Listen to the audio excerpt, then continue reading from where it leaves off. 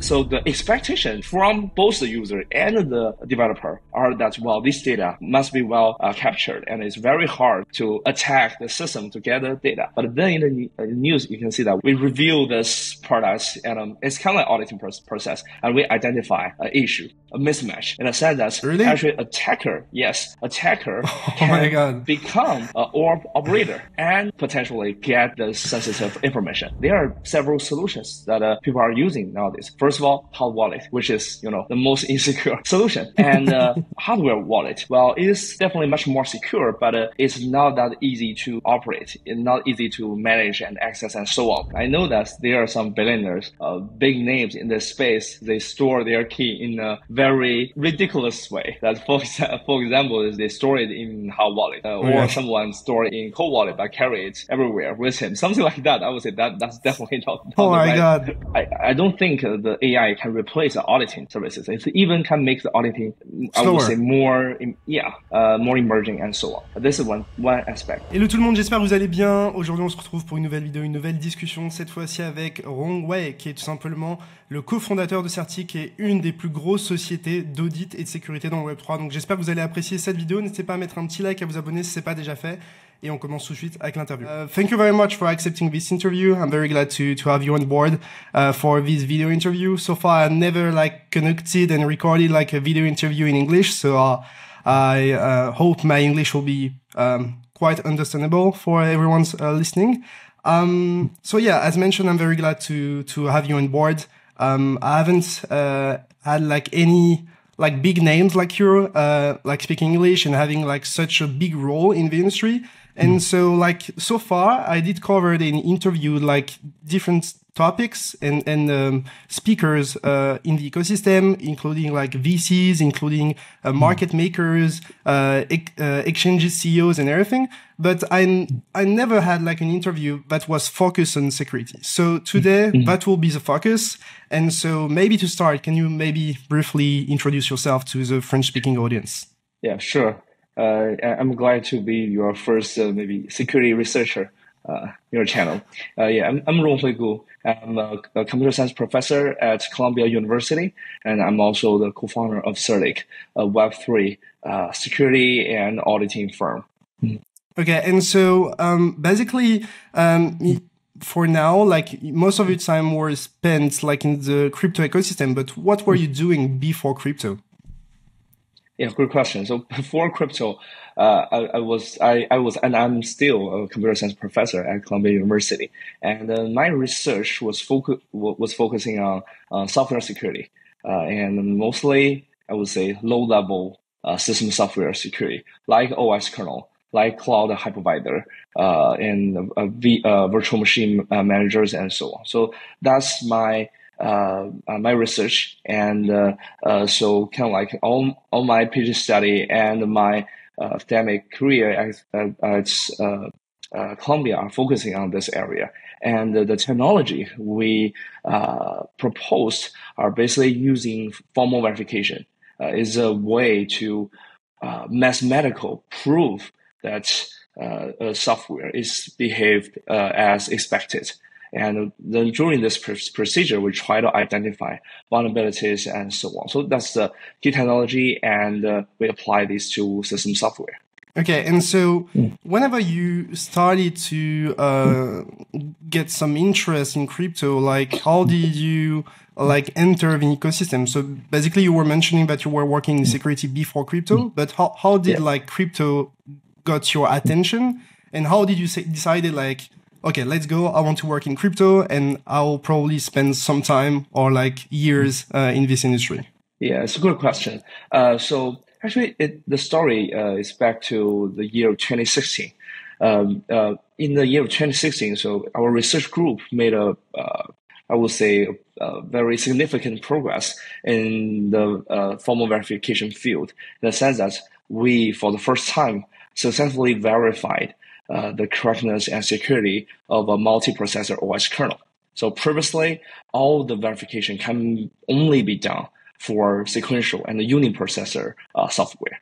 And you can't, it's very, really hard to prove the security for, let's say, concurrent programs and distributed protocols and distributed programs, because the search space, the proof space, can be infinitely large. Kind of like when things are run concurrently, right? It can have many interleavings, many combinations. So the search space can be so huge that you can't complete the proof. And in the year of 2016, we made the breakthrough, and we built Certik OS, a fully verified, hacker-resistant, multiprocessor OS kernel. And in the same year, you may know that there is a very famous hack called the DAO attack, happened on the Ethereum network. And so people realize that, this new kinds of programs running on top of blockchain also needs, new kinds of technology to protect their security and safety. Because first of all, it's a totally new technical stack. Right, everything is new. Underlying blockchain consensus, right? Smart contracts. So new issues.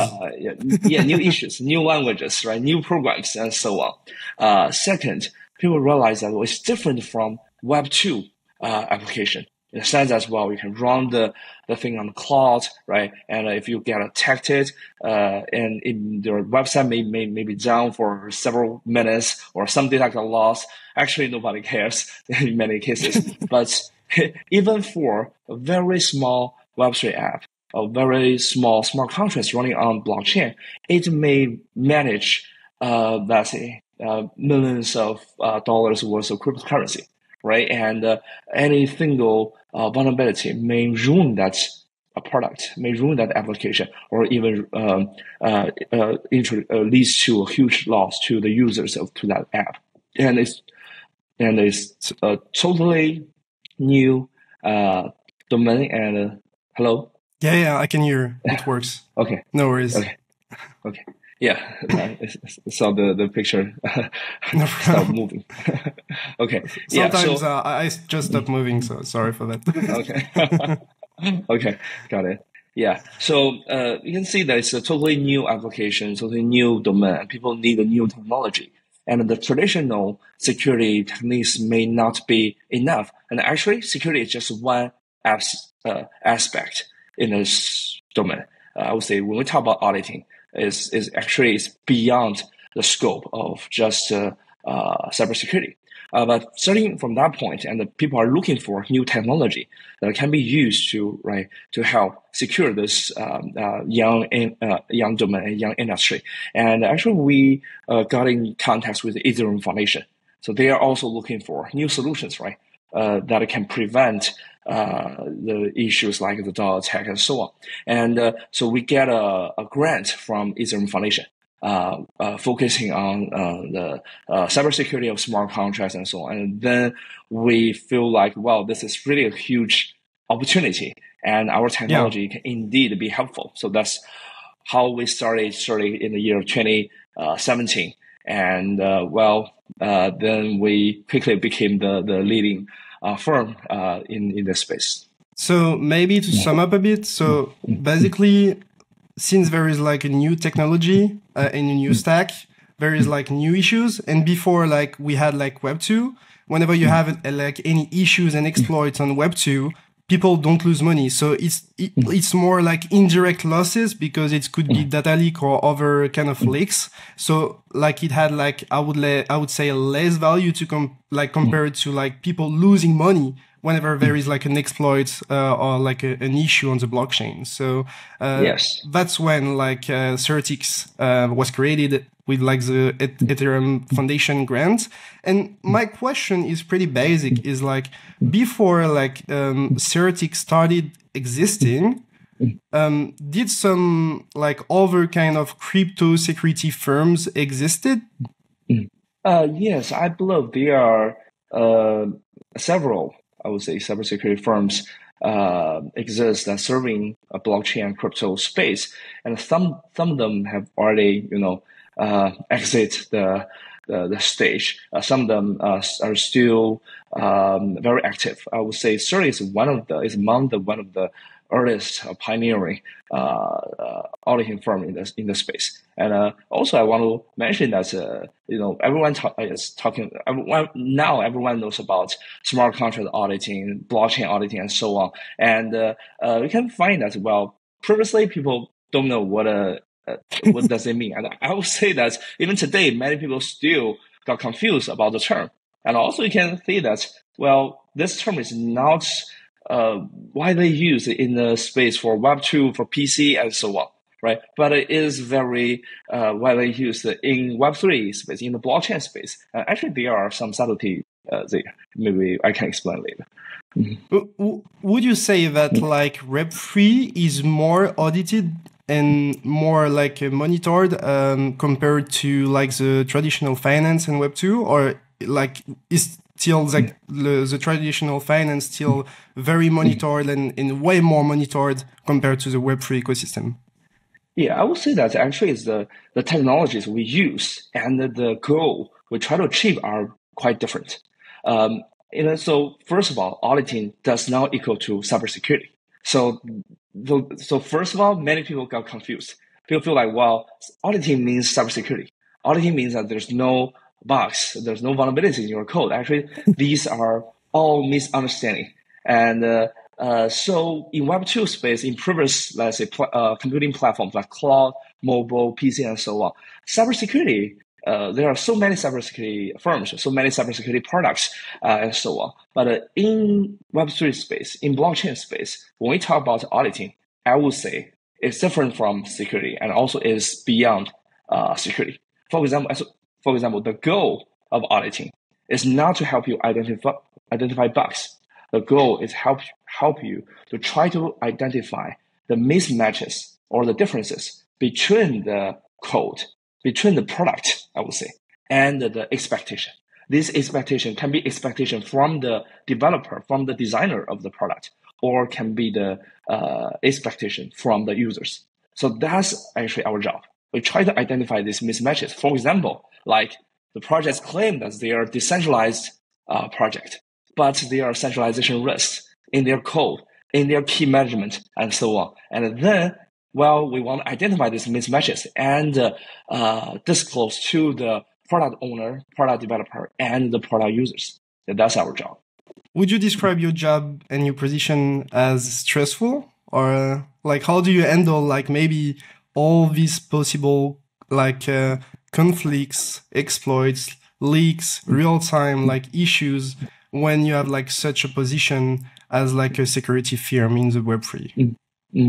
Cette vidéo vous est présentée en partenariat avec dYdX. dYdX est la solution décentralisée qui vous permet de trader les principales cryptomonnaies de manière liquide sur mobile et ordinateur. Contrairement à la majorité des exchanges, vous n'avez pas besoin de vous KYC et vous récupérez la majorité des frais que vous payez. Plus de 60 000 personnes utilisent déjà dYdX et j'en fais partie, alors qu'attendez-vous? Scannez le QR code sur votre écran ou utilisez le lien dans la description pour créer votre compte avec un simple wallet et profitez de 5% de réduction sur vos frais. Allez, on repart sur l'interview. So I would say if we are just a cybersecurity firm, then our job, I would say, can be easier. That is, we just participate in all this so-called bug bounty, right, program and so on, try to find bugs, submit, get bounty, and so on. That can be easier. But an auditor is similar to, I would say, financial auditor in the traditional, IPO industry. So their job, right, is not to help them find the bugs in the financial systems, right? In the company, they try to help identify mismatches and disclose information to potential investors, right? In the IPO and after IPO and so on. And similar actually to our job in a sense that, in this space, people say that, in code we trust, right? We don't trust centralized entities. We trust code. We want to trust code. We want to let code to control our assets, control our cryptocurrencies. But first of all, code itself is not trustworthy. Second, most of the users, they can't understand code. All right. Third, code is also just one part of this big product. It still have Web2 stuff. It also have key management stuff. It has compliance related issues, right? It has, economic models We said that, well, most of the players, users in blockchain space, actually, they are experts in many aspects in order to be able to participate, right, in this industry. So I would say our job is trying to identify as much. So first of all, try to define what is the standard, right? What is this a process of checking those mismatches, of auditing these projects. Second, how to efficiently disclose this information to both owners and the users. So basically, the project tells you like the expected behavior is this one, and then you check what's like the reality whenever you check like everything, so that they can fix it and make it the closest to the expected behavior, right? Yes. I can give you, let's say, one example, right? For this, it's not our client, it's not our auditing client, but this is news. I would say you can get it from the news that we know WorldCoin, right? WorldCoin is pretty hot project, right? Funded by the founder of CEO of OpenAI, and so it's pretty hot, and we try to give all the users ID, right, through this orb operator, and you scan your iris, or scan your eyes, right? Get an identity, right? Yeah, I haven't tried that, and right. So this kind of project. So I would say when it released this project, people actually have some concerns about the data privacy, right? So while I will scan my eyes, very private and very important information, it's gonna be uploaded, and I hope that my privacy. Everything is going to be fine.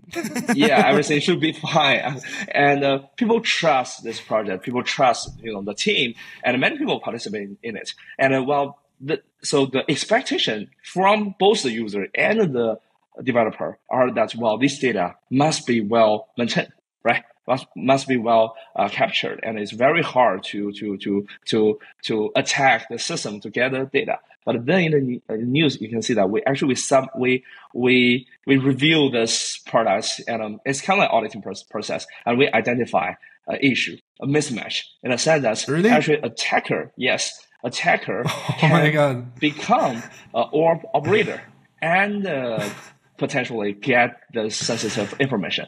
And we submit this bug, this mismatch. I will not call it a bug. I will call it a mismatch. And we submit this to WorldCoin, and we get acknowledged. And there are some news you can check online about it. This is a very typical example that I would say this is not actually a typical cybersecurity issue.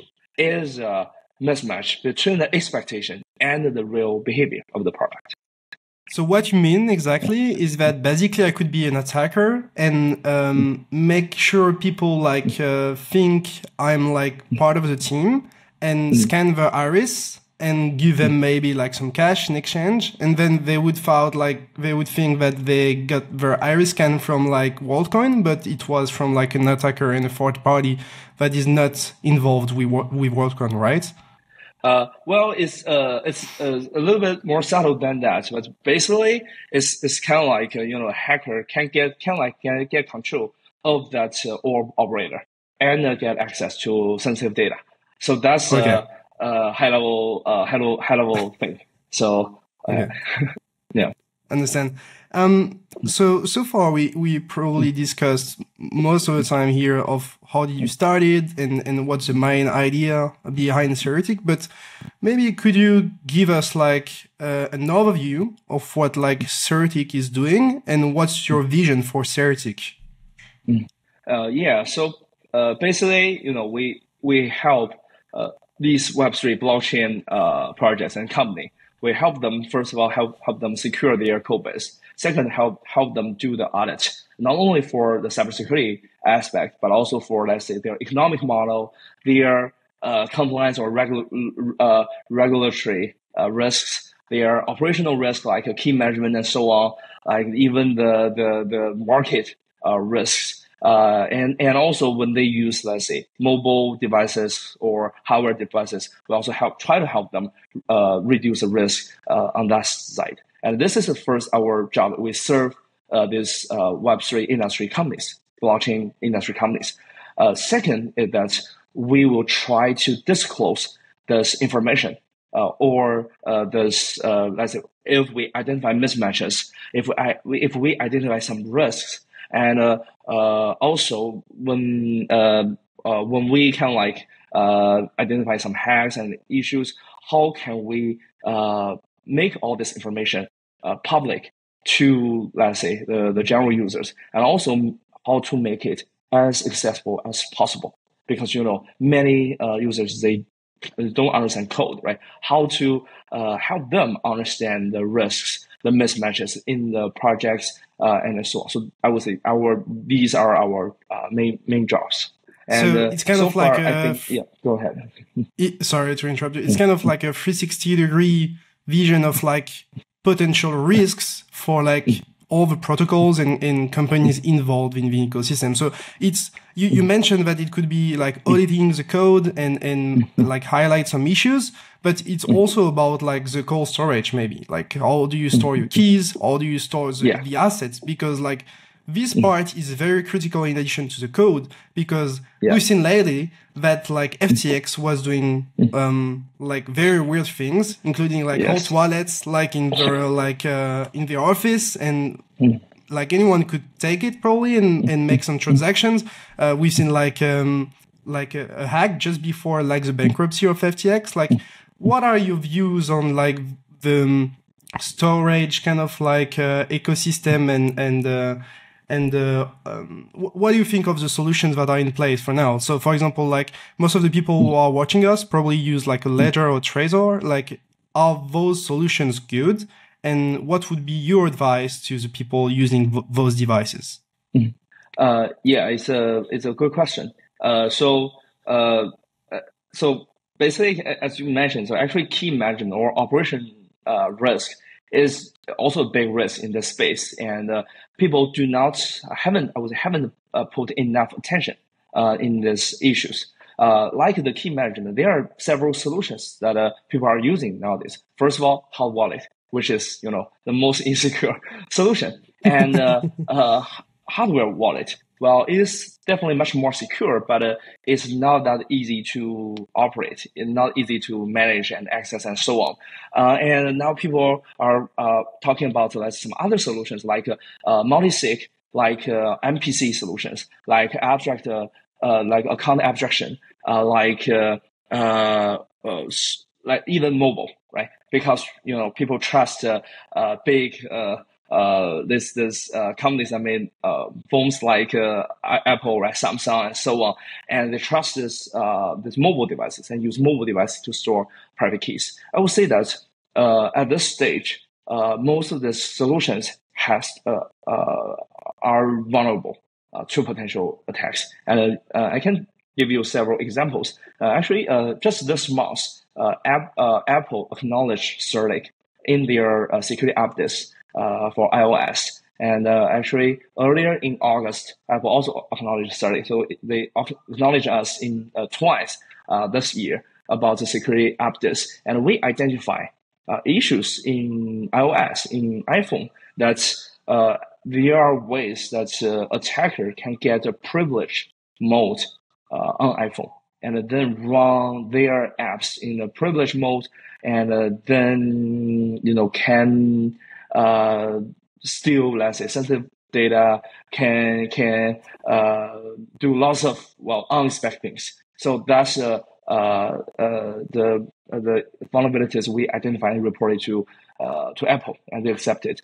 And also earlier this year, May, you can find that Samsung on their website, they also acknowledged Certik about our. Actually, we find several critical issues in the Samsung blockchain key store. It's also, that's directly to your key management system on Samsung mobile, and we find vulnerabilities. We help them solve the issues, like other wallets. This is like impressive, Zengo, to be honest. Yeah, yes, like Zengo.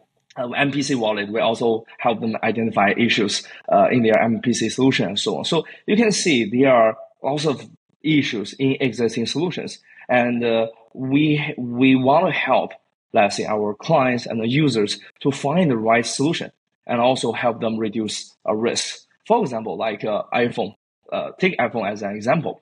So although we find vulnerabilities, but if you use the, let's say, iPhone keychains or the trusted, the TE, the trusted execution environments properly, you may still make your key as secure and safe. So, but many applications, many iPhone apps right now, they do it in the wrong way. They don't do it in the proper way. So, well, it's under risk. Yeah. Even like the hardware wallets are breakable in a way. I heard that like basically any ledger or any trezor could be hacked. It just depends on the amount of time you have and the money you have, because apparently you can spend like maybe 1, 2, 3 million euros like for like in like 6 months, like in a lab, to kind of like find like issues and break the trezor of the ledger. So this is something definitely possible. And my question regarding this is pretty simple: is how does billionaires store their private keys? Like how do they handle this thing when you have like such a large amount of money in your hands? Yeah, it's a good question. And I would say it varies a lot as far as I know. I know that there are some billionaires, big names in this space, they store their key in a very, I would say, even ridiculous way. That for example, is they store it in hot wallet. And carry it, or someone store it in cold wallet, but carry it everywhere with him. Something like that. I would say that's definitely not the right thing to manage your keys. But would say there are also many big names in this space. They just do a key custody. They don't want to manage key by themselves. So there will be some firms that manage keys for them. And a bigger, like Coinbase, for example. I would say, Coinbase is definitely one option. Not only for individuals, but also for many companies. They use the key custodian services and so on. But you can see, so from the FTX instances, you can see that's why so many people lost money, because many people use exchanges as a wallet, as a way for them to manage keys, manage their crypto assets, and so on. So these are definitely not recommended ways. And also, I would say there are more and more solutions. Like, you can use, let's say, cold wallet and store it in a bank, right? And there are other. That could be an option. Yeah, that's I would say very popular option. A lot of people use it. Yeah, I know it for sure. Yeah. And so I was thinking about the ETF. Regarding like possible approval of like the ETF spot for Bitcoin. We've seen some actors like some companies, some funds like BlackRock attempting to have these kind of ETF spots approved. How do they plan to kind of say like store their private keys, all these assets related to the funds that will be invested in ETF? Because like we're potentially talking about like very, very, very large amount of money. And so if you had to do it, or if you already knew it and know how they plan to do it, like how, like what are the plans on this, and how would you do it if you don't know what they are planning to do?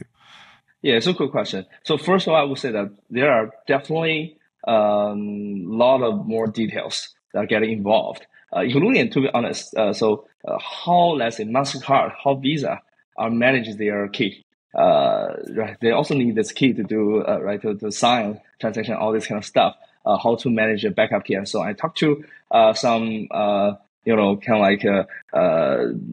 very traditional finance people, high-level people, and told me, wow, we can't imagine how complex, how complicated, how secure these keys are stored, managed. It's kind of like the movies that we have been, in Mission Impossible and so on. So it's something like that, actually.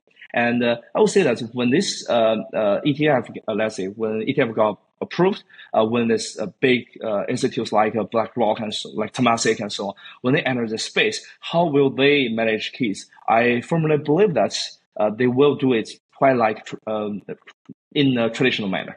About like maybe similar to how MasterCard, how Visa card manage their key to do signing and so on. So they may not adopt, let's say, the Web3 solutions like MPC, right, and so on. But how exactly they will manage the key, I would say, I don't think they will really release lots of details. Yeah, of course. But like in your opinion, if I wanted to do it, like, would I be able to store my keys just like BlackRock? Like, do we have, like, as a retail, like all the tools available to do pretty much the same, or various kind of tools or techniques that are not available to the public? Yeah, I would say, first of all, I don't think so. I don't think that solution can be accessible to average users because it's so complicated and the overhead is very, very huge. And I don't think average people want to pay that overhead and also can suffer from the complexity. And then what are the solutions? So we hope that first it can give a relative high security insurance, and it's still much easier to operate.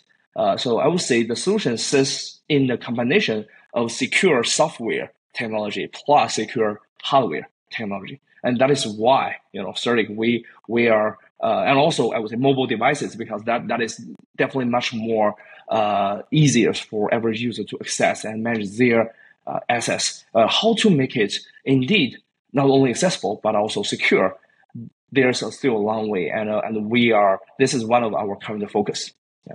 And I think something to take into considerations is that, like, I don't have like the same amount of money to secure compared to like BlackRock or compared to you. I think if you have like $100 of cryptos to secure, you'll probably not use the same ways or techniques or tools available than someone that holds, I don't know, $1 million in Bitcoin or whatever. So just to finish on the kind of like keys and asset storage before we move forward into the interview, I would like to have your perspective on ledger recover. What are your views on these solutions that is now available to everyone, and that's kind of like went into like a lot of critics on Twitter, for example? Yeah, I would say that the reason people criticize them is because they feel like it's not a Web3 solution. It's not that decentralized, and they're also concerned about the safety, right? The safety of their keys and also the safety of their private information, right?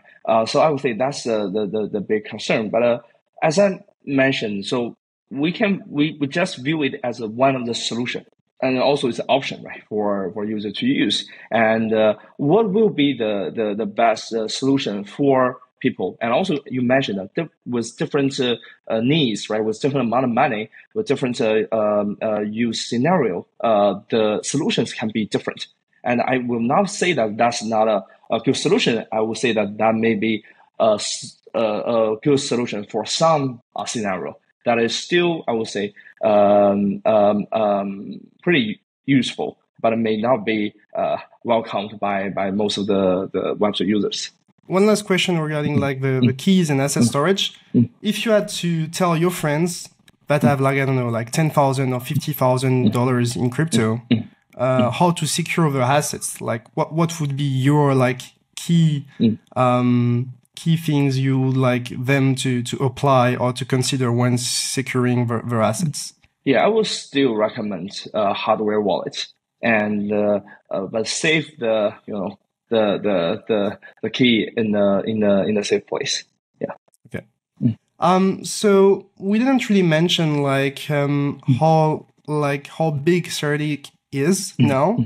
Like, could you explain us like how Certik became that big in such short period of time? Because like Certik went big like in like a few years, right? Yes. And I think this is the biggest name in town whenever like people mention like audits and security in Web3. So how did you achieve this kind of growth like in a short period of time?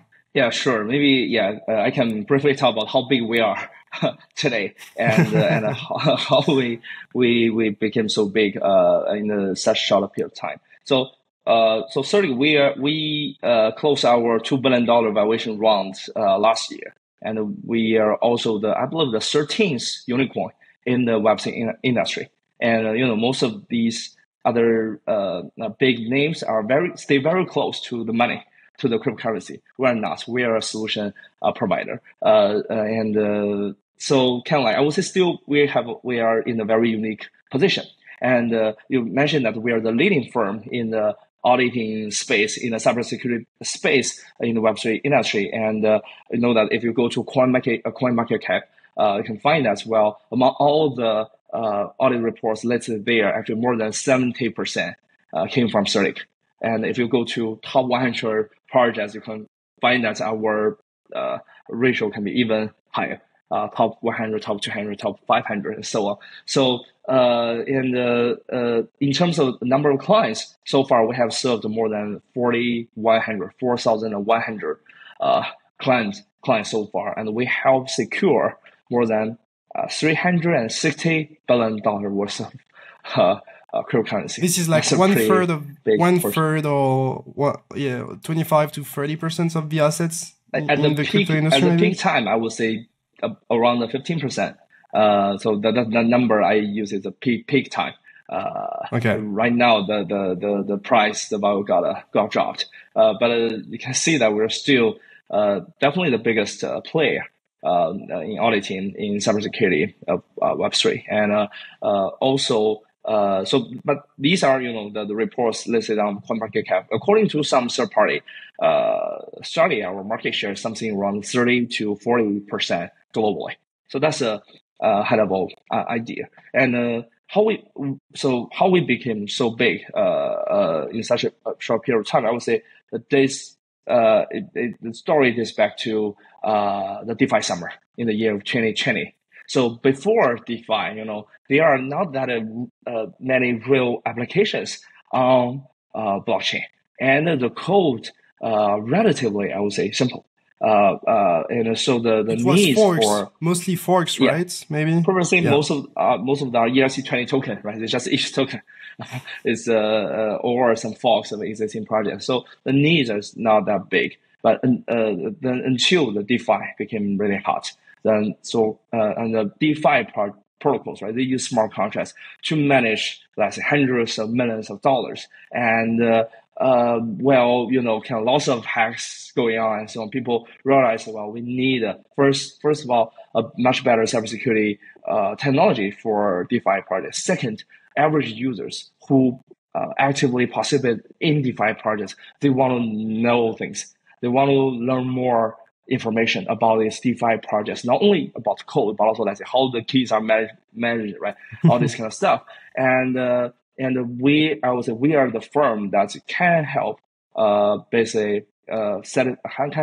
provide solutions and services, products that satisfy these needs at that time. And then we grow rapidly. And that's I would say that's the story. And then later you can see there are bridges. And layer 2 blockchains, layer 1 blockchains, more and more new developments going on, and more risks going on. So this space also, the sector also became much bigger. When you become that big in so quickly, you of course face a lot of issues, a lot of exploits, a lot of challenges. How do you overcome these kind of issues you had? Personally, I've heard a lot of people having issues with projects that were audited in the past by Certik. Do you think it's they had issues even being audited by you because you audit such a large amount of projects that sometimes it fails? Or because you had some I would say lack of skills in very specific parts of audits So good question. So first of all, I would say that some people complain of why when there are some issues, not only hacks but also sometimes got some project rocked, or some project the private key got leaked and so on. Never, that's always the case that when some projects got issues, well, you find out they are Certik's clients. So as I mentioned, we take such a big market share in this industry, like, right?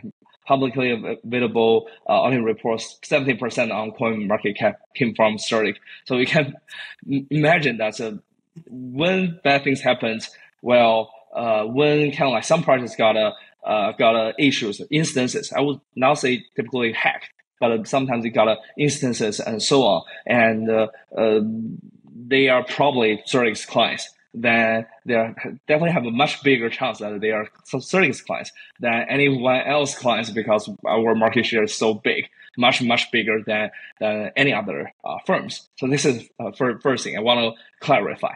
And for example, people say that, well, look, in the past 4 years, there are kind of like 20 instances involved Certik, but only, let's say, 5 instances involved in that firm. But come on, our client base are 10 times or even 20 times bigger than that firm. So it's very hard to compare.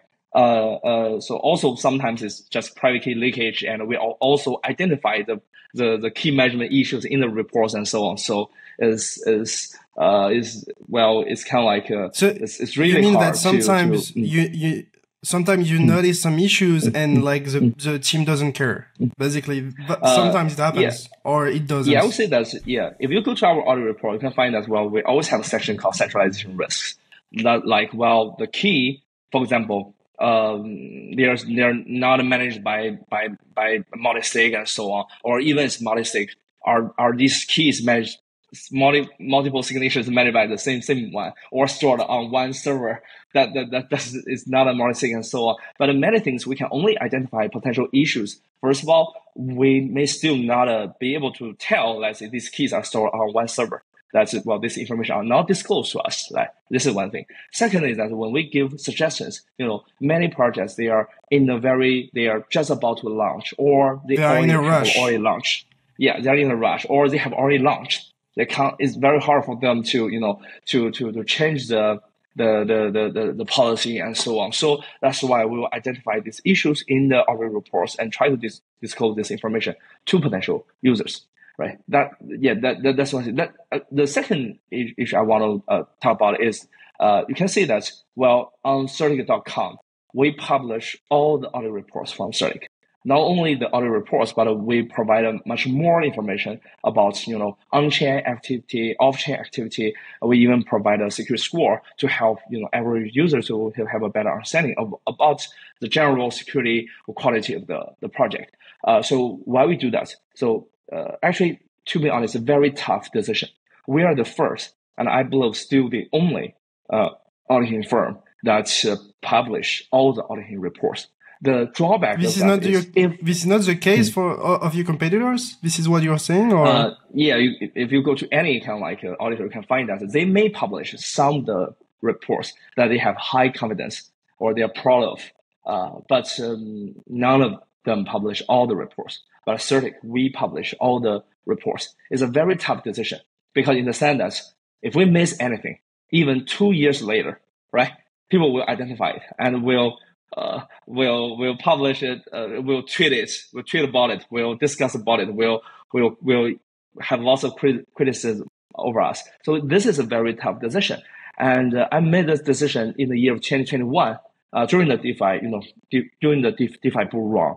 And reason is I feel like, as I mentioned, disclosing information and making these mismatches and all other information available to a bigger, I would say, a broader community is also one of our job, one of our responsibility. So it's very painful, it's very tough, it's very hard, but we insist on doing that. So we got lots of pressure, as you mentioned. So whenever our client have instances, first of all, you can easily tell that they are our client. And even if it's not our fault, even if it's not related to the code and so on, there will be discussions on Twitter, right, on Discord, on Telegram groups.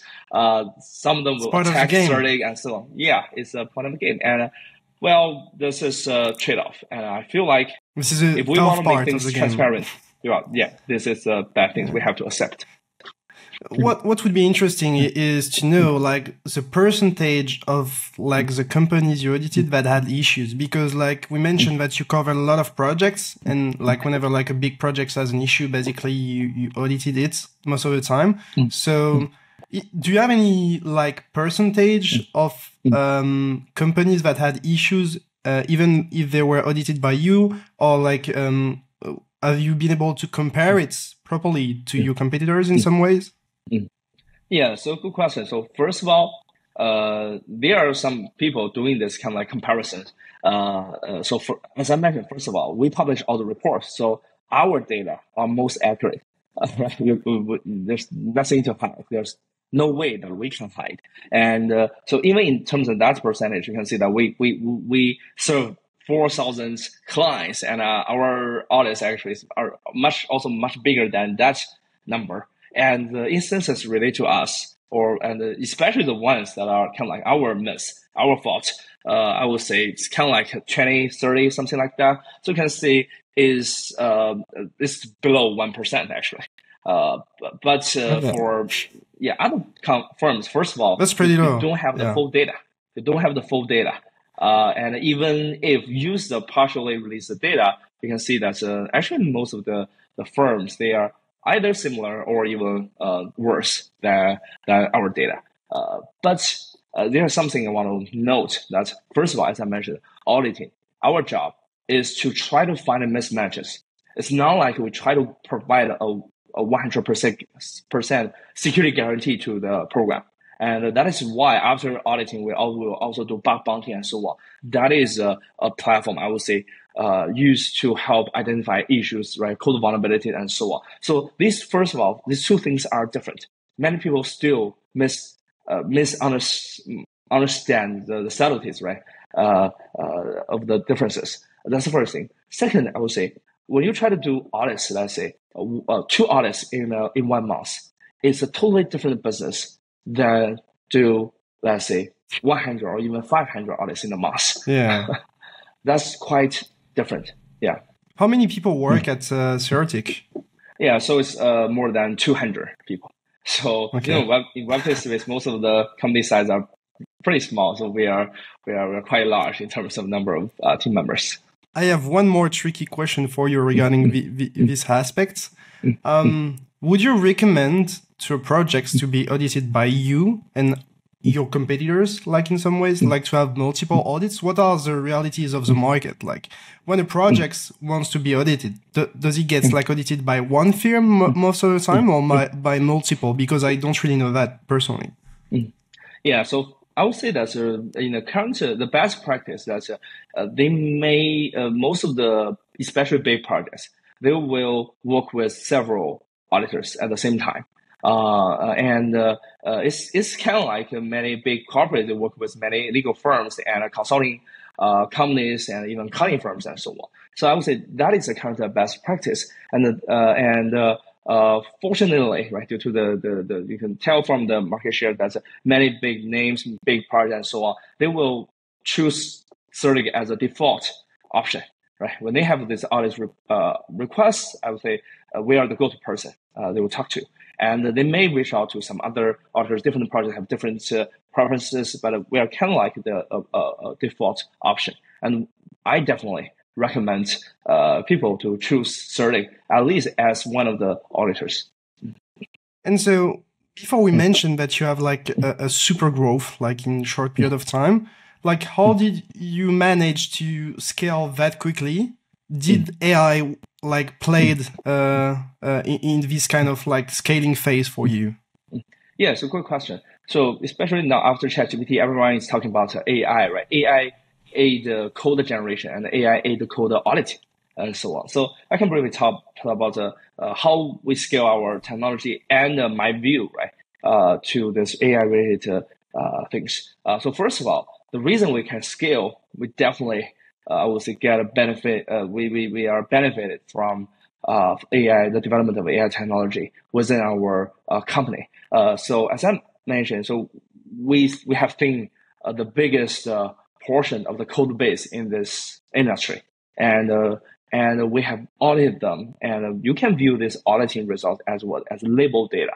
So we have the biggest labeled database with the best quality, and this can help us train the train the model, online model, and get the best quality results in terms of, let's say, can help find some code vulnerabilities, can help involve, let's say, our other non-AI based security technology, like some static analysis, dynamic analysis, and so on, help let's say, fine-tuning the parameters and so on. And also can help us improve the productivity. Like, for example, let's say, generate the summary of the code. Sometimes we need we want to get assistance with AI to help get let's say, more user accessible description to the project and so on. These are also part of the reports, part of the information, right? We provide online. So, in Certik.com, we provide not only our audit reports, but also many information about, as I mentioned, on-chain, off-chain activities, transactions, and so on. And we are even thinking of how to utilize AI to make this data more accessible to average user. Like, you can chat with bots, right, to learn more details. I was thinking about it. I was thinking, like, are you maybe planning to have like an AI as a service so that it could be like a first check, at least, for projects to get like kind of like a preview of the audit, or like a very small audit?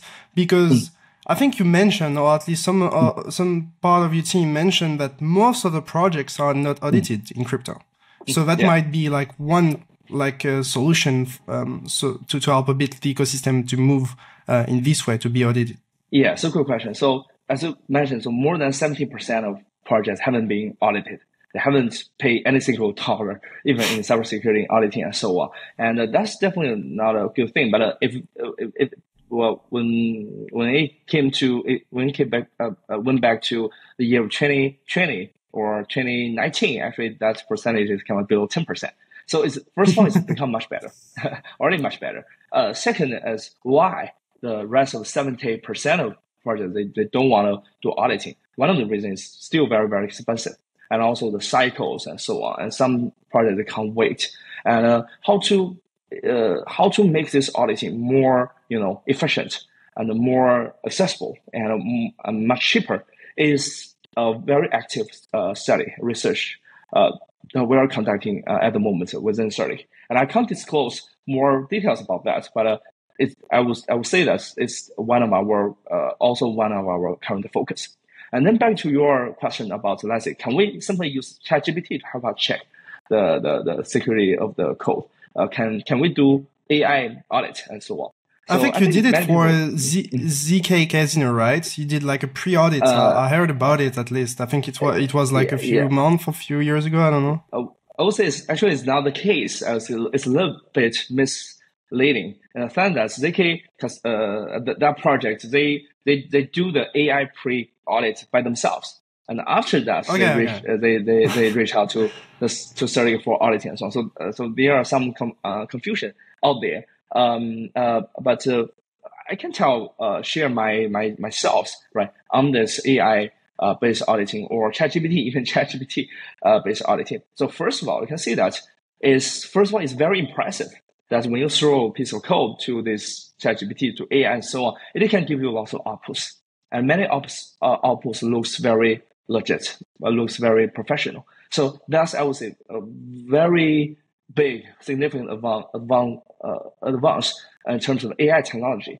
But I would say it may not that helpful in terms of cybersecurity or even auditing. The reason is that, first of all, you can see that nowadays people will be more and more leaning towards using AI to help them generate the code. So there are lots of copilot and so on, because that can improve the productivity a lot and save lots of costs. But then for AI based generated code, you can't use AI to audit it, right? It's kind of like, there are lots of movies saying that, well, we can't trust AI. To be honest, indeed not that trustworthy because it's a black box, right?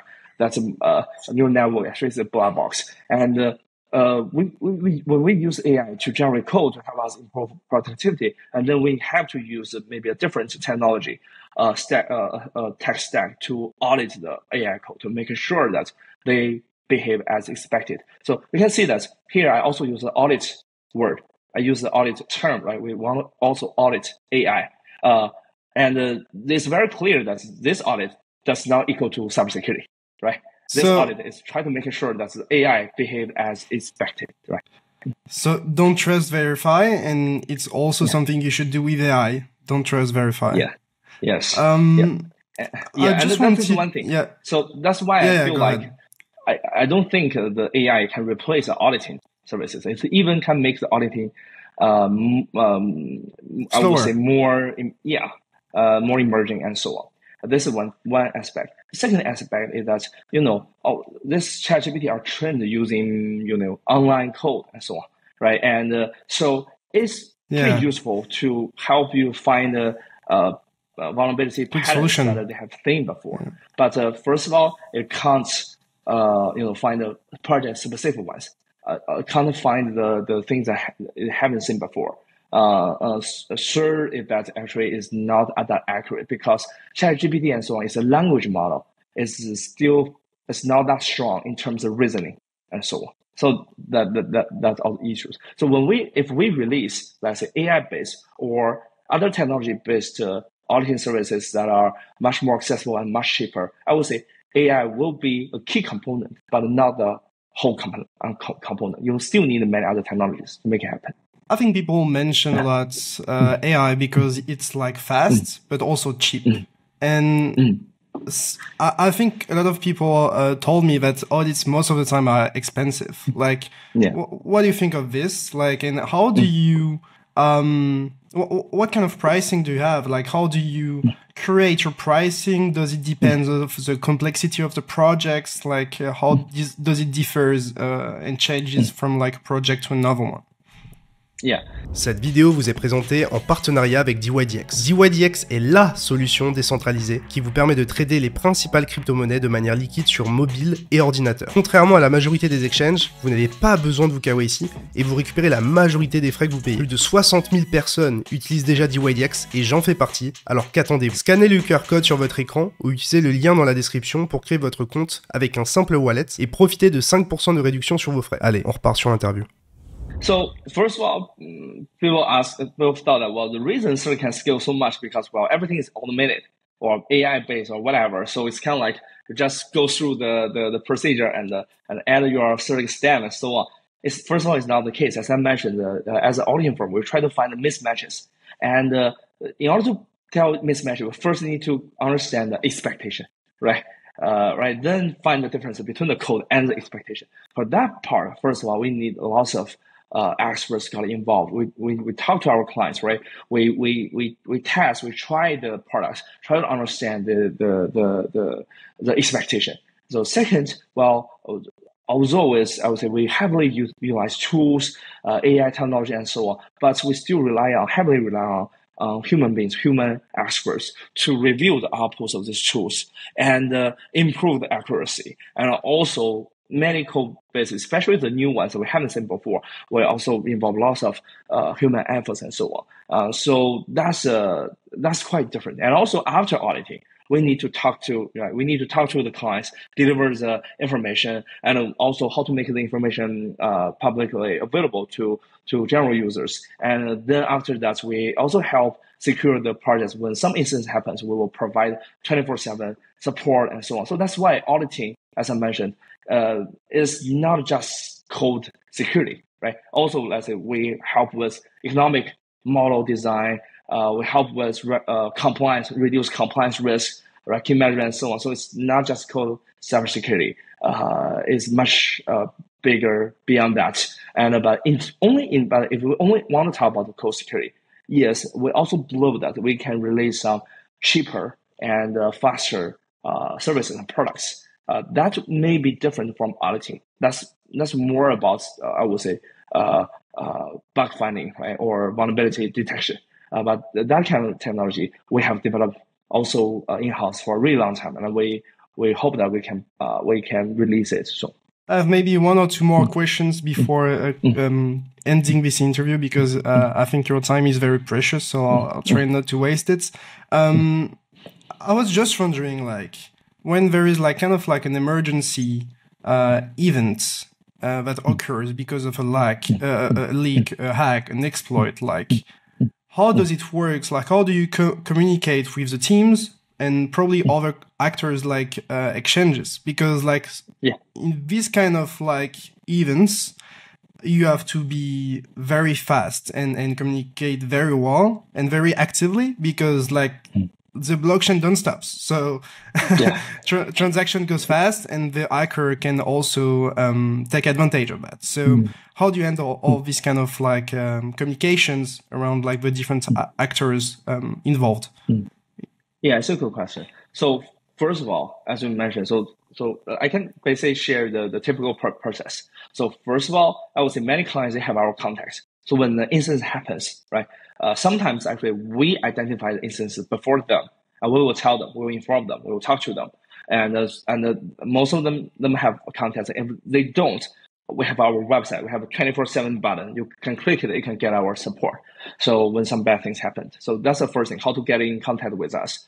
All right, we have some buttons on our website. Live chat. It's a live chat and 24/7. This is the first thing. Second is that so what we should do, right, when there are some instance happens. So first thing, we want to quickly identify the root cause and making sure that no further loss. Right, there will be no further loss. So that's the first thing. Second thing is we want to keep track of lost assets, like loss of cryptocurrency. So many projects, you need some support. There are some products, and Certik also provide products and services for that, tracking services. You need to track this lost asset. The third thing is then we can work closely with the project, try to potentially, although the chance is not that big, but we can work potentially with the project, try to identify the identity of the hackers. That's also important. Or try to locate them and try to identify them. That is, to be honest, in many cases, chances not that big, but there is something worth trying. And the fourth thing is, as you mentioned, we need to contact with exchanges. So making sure that when the lost or stolen asset being wired to these exchanges, these assets can be frozen. But actually, the last step is very, very challenging because, first of all, every big exchanges have their different policy approach to freeze stolen assets. Some of them need you to submit a police report in this form or from this list of country, and some other they need a court order and so on. So there's no standard out there. And first of all, good thing about Certik is that we are long-term partners with most of the big exchanges. That's important in the sense that we can at least help this projects get in contact with exchanges. Some of them they don't have the contacts, right? And this is one thing we can provide. Second thing, we can help provide the evidences showing that this transaction, this wallet is this address is indeed. This is very important because it could be arbitrary in a way. Because I don't know, like let's say like someone's get corrupted at Certik and say to the exchange like, hey, this address froze all the assets on it. That could be a big issue. So that is why I think you give some evidence, I guess. Yes. So that's why we need to provide evidence. And also we're now actually actively working with our exchanges, try to set up the standard. Like if we try to freeze some sorry. Bless you. Sorry. Yeah, sorry. So right now we are working with many exchanges at this moment to try to set up a standard. That's when some bad thing happens, when we try to freeze some amounts of assets or some the cryptocurrency from some addresses, what is the standard, right? What kind of evidences we need to provide? How exchanges can validate this information, right? And so these are the things we are working really hard on it. As you mentioned, we try to avoid corruption on our side. We try to help these projects. We hope that these are not abused, right? These capabilities are not abused. And we also hope that the exchanges, they are willing to work with this project to freeze this asset. Because actually, in some cases, you can imagine that exchanges are not that motivated to freeze some assets. First of all, they may not get enough evidence. Second, if they freeze some assets in a wrong way, right? Or let's say it's not the case, right? It's not from stolen asset, but they freeze it wrongly or accidentally. It will generate negative impacts to exchanges. So they want to help, but they also have lots of risk, and they don't know what they should do and how to make decisions actually. So that's why I want to set up a standard, and I think that will be very helpful to the industry. Thank you very much for your time. It's been great to understand like the role and the position you have in the ecosystem. I think most of the time, like auditors or security firms are, I would say, mostly blamed. And I think that is important also that everyone explain his job and his situation so that everyone can have like a better comprehension, I would say, of the ecosystem. Yeah. So thank you very much for that. Maybe do you have any insights or kind words or something you would like to say to the French-speaking audience? Yeah. So first, thanks, Leo, for this opportunity, and I really enjoyed this interview. Yeah, and I want to say, if I want to use one sentence, right? I want to say that, well, in this space, we said that in code we trust, but the code itself is not trustworthy. And the risks also says beyond code security and so on. So if you are a Web3 developer, Web3 project, you should at least reach out to or talk to some Web3 auditor to understand the scope of it. Right, it's beyond the code risk. It contains about let's say economic model risk, compliance risk, operation risk, and market risk. You want to learn from these auditors and get a much more comprehensive protection to your project and to your users.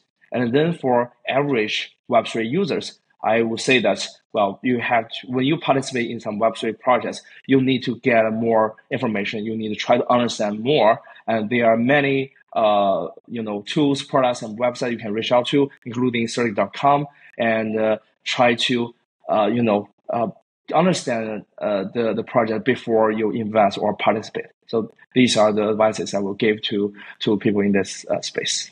Thank you very much for that.